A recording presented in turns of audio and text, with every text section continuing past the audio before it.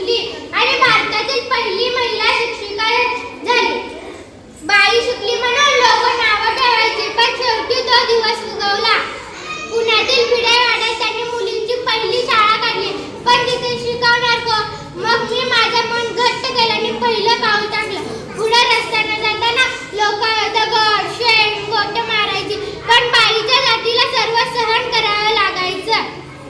तरी पण मनात आनंद होता, कारण आया बाया शिकत होता. म्हणून म्हणते मुलींना, विद्येविना मती गेली, मती विना नीती गेली, नीती विना गती गेली, गती विना वित्त गेले, वित्त विना शूद्र खचले. इतक्या आनंद एका अविद्य